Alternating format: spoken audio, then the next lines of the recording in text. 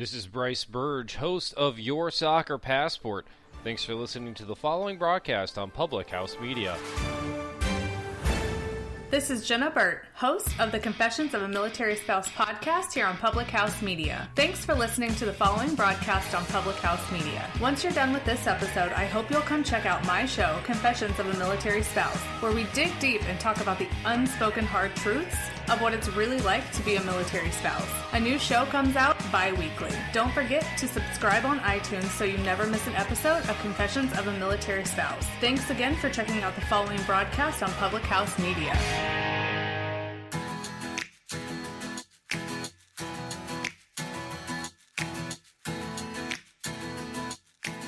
What is up, Rewritten crew? It's Julianne Condia, your host of Rewritten. Thanks for tuning in. Thank you for listening. It's 10 to 15 minutes of not just positivity and inspiring content, but something that I want to help move your dream forward, right?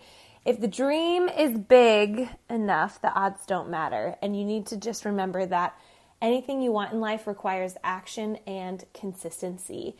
That's all it takes, my friends. So thanks for being a part of this Rewritten community. Whether it's your first time listening, real fast, my name is Julianne Condia. I guess I should do this more often. I live in Northern California, the Bay Area, Silicon Valley, where Facebook, Netflix, Tesla, Google lives. It's kind of a crazy place to live. It's amazing. It's I think the most populated in the United States of America, and it's crazy. I love it. It's very innovative. There's a lot of entrepreneurs here. I think this area has the most billionaires living in one area. It's kind of crazy. And I'm married to my best friend, Eric. We have such a beautiful story of being together and knowing each other for a long time. And then our precious dog, Wyatt, he's just a cutie. If you follow me on social media, you'll see him. And we are just super grateful for our rainbow baby. I'm excited for the journey ahead and parenthood with Eric, and just to see our baby turn into who God has made them to be. So it's just really fun. Anyway, I and Eric have our own business. We started it 5 years ago as working teachers. If you would have said I would have become an entrepreneur, I would have laughed. I don't even use my college degree. Neither does Eric. And we just decided to leap. And I tell you what, when you take risks, it only sharpens you and helps you. It's scary. But when you just commit to something, I think people get into small businesses because, it sounds fun. I would love to make some money, but I don't think that they're fully dedicated. And so when we started our business, I was 2 feet in. Hey, I'm doing this. I will not quit. I will stick this out. I will figure it out. Everything is figure outable. Everything is a Google search away. Why not me? And for me, it wasn't just this fun side thing that, I'm kind of interested, or I'll see if people want to link arms with me. No. I was going to do it regardless, and we have. And so Eric and I left teaching, and we've been doing this full time in the most expensive place in the United States of America. And so if we can make it work, you can make it work with your dream. It is terrifying. But now, after we've done that, we've realized, wow, that wasn't that bad.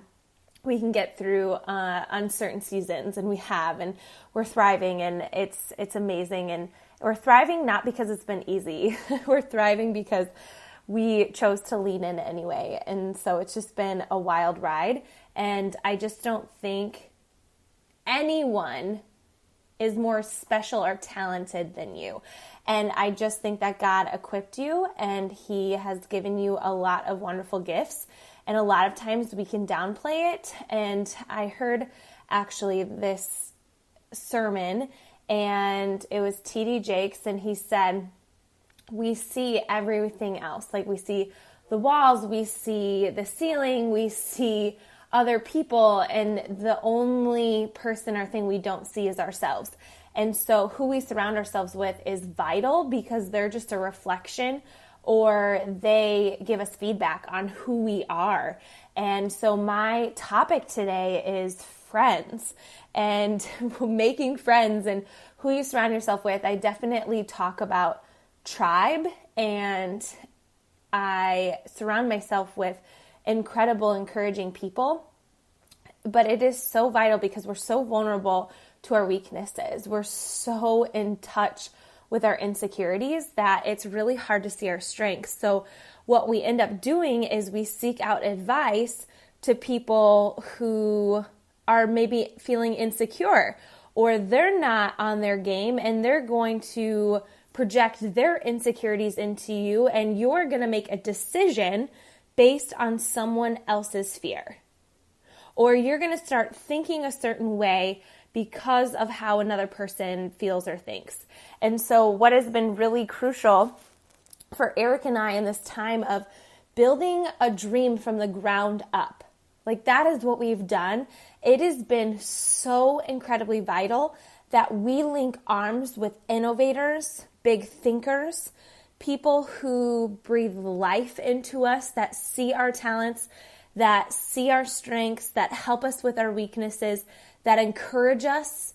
And in the times that we've wanted to quit, I've had this many times where I call a friend that I've linked arms with thinking, I don't know if I can do this. And then they say, yes, you can. You've got this. You know how to do this. And then sure enough, guess what happens? We make it happen. And I want to teach you this. I want to teach you and be aware of this, because something that I've always shared with you is that awareness breeds responsibility. When you are aware of something, then you have the responsibility to do something about it. I share my story nonstop. The podcast Rewritten is not my only platform. And I just really hope you go catch my other content, whether it's at Julianne Condia on Instagram or Facebook or on my website, because I think you need to see the whole picture, where I share my story transparently. And I remember my mom, I share this, Julianne, I didn't know you struggled so much, because I just share my transformation and my process and how I used to feel and how I feel now and how I used to think and how I think now. And my response to her was, Mom, I didn't know either. I didn't know. It was my norm. I didn't know how to think another way. I didn't know how to feel another way. So feeling exhausted and burnt out, I was a freaking hard worker as a teacher, pouring into my job, making zero money, feeling just defeated. People were getting paid more than me, not working as hard as me. I wasn't sleeping well. I was eating like crap. My mindset was tearing myself apart. I didn't know either. It was my norm. Spending money at the bar was my norm. Shopping to make myself feel better was my norm. Body bashing in the mirror was my norm. I didn't know another way. Feeling insecure in a bathing suit was my norm. Almost living a double life was my norm. I didn't know until I made a change, because I became aware. And I want to teach you how to do that. And I think so much of it has to do with the people you surround yourself with. People who complain don't have anything else to talk about. People who bring down other people don't have any other big ideas to talk about, or any ideas to talk about. People who live their life just stuck, exhausted. I think about that, the teacher talk. You know what I'm talking about if you're a teacher. What do you talk about? This kid is doing this. I always say, do teachers even like their job based on their conversation? Oh, I love my job. I love it. It's mission minded, and I am making a difference in these kids' lives. But I'm like, but at the same time, I don't think it's normal to complain about kids every single day. I don't think it's normal to talk about coworkers every day. I think we've made that normal. I don't think it's normal to feel exhausted and burnt out and not catching any sleep. I don't think that's normal, but we've made that normal, right? Complaining is a habit. And so what I wanted to do is I wanted to hang around people that made my life better. I wanted to hang around people who were committed to positivity and not just complaining about their job, but they were thinking about how to encourage people, inspire people, how to grow and dream and pay off debt and do all these things. It made me start to think, oh my gosh, like there's so much more out there. I thought you go to school, you get your degree, you graduate, and then you get a job, and that's what you do. And I was wrong. I was so wrong. We stand in a place of deciding. And we have to make this decision. The people I hang out with encourage me. The people I hang out with are positive. The people I hang out with bring solutions. I swear there are people just on Facebook that are just waiting. Like they get so excited at the chance to be opinionated, and they wouldn't even see themselves as negative, but to argue. I don't want to hang around people like that who are just observing and watching and doing nothing. I want to take action. And so I want to surround myself with people who say if they're going to do something, they just go do it. It's kind of like one time, Eric and I, we had just moved to California, and we were driving, and we saw, it's called Cruise America, and you can rent an RV. And I remember we were just sitting there, and this is just how we've transformed. Because, you know, there's some people who are like, I want to go skydiving. I want to move to California. I want to do this. And they never do. Like, they just talk. And so here we are on the highway. We see this RV. It's so touristy. And we're like, that would be so awesome. I looked at Eric. Eric looked at me. And we're like, let's do it. So I'm not even kidding. That day, we booked a trip to Yosemite with our friends in a Cruise America a couple months later. I mean, we had booked it that day of this is what we're going to do, and we did it. And that is a memory of a lifetime. That's who I want to surround myself with. People who don't just talk about it, but they actually do it. There are so many people who message me that want to get in the best shape of their life. They want to live more fit, and they do nothing about it. It's always money, time, all these other things, next week, next year, next whatever. Have you noticed yourself ever saying, time just flashes, it's just in a blink of an eye? And so here I am, consistent on my journey every freaking day, and all these people who tell me what they want to do still do nothing, and 2 months will pass, and I'm still doing it.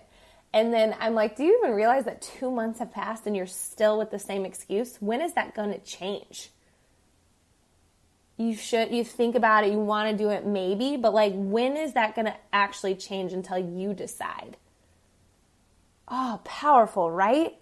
Speaking straight to my soul. Man, I read this quote, an unhealed person can find offense in pretty much anything someone does. I swear we live in just an offended world. You cannot do anything right. No matter what. For me, I'm less of a Christian if I cuss. I am put in a box. I'm amazing, and then I say something too blunt, and then someone gets upset about it. I don't know. It's happened a lot. But a healed person understands that the actions of others has absolutely nothing to do with them. So on Facebook, or my business is pretty much social media, which I don't get why people are so afraid of it. It's like, come on. I don't even think it's social media. It's people, right? Like, why are you so afraid of people? But I am not sitting there wasting my time pointing out the flaws and opinions that I have that other people are doing things wrong. If I see something I don't agree with, I don't agree with it, and I don't think me proving a point to them is going to help. Each day you get to decide which one you'll be, a healed person or an unhealed person. And I think this has so much to do with making friends and who you surround yourself with. So not only do I love my business because of what it's done for Eric and I, and we literally, it is a legacy. Our kids are going to see us that we built something from the ground up. We took these crazy risks. We were nuts, and people questioned us, and we just had so much belief in each other and what we were doing and the people we link arms with, and, and all these things, which is so awesome. And I'm so excited about that. I'm so excited for that legacy and for people to see what we've done. More than anything, I think what that required of us is that it required for us to be in link arms with the best people we could ever begin to imagine to surround ourselves with. That not only are we leaving a legacy, not only are we living more fit, we're surrounded by action takers and people who just want to be better and think better and not just sit there and complain and not feel their best.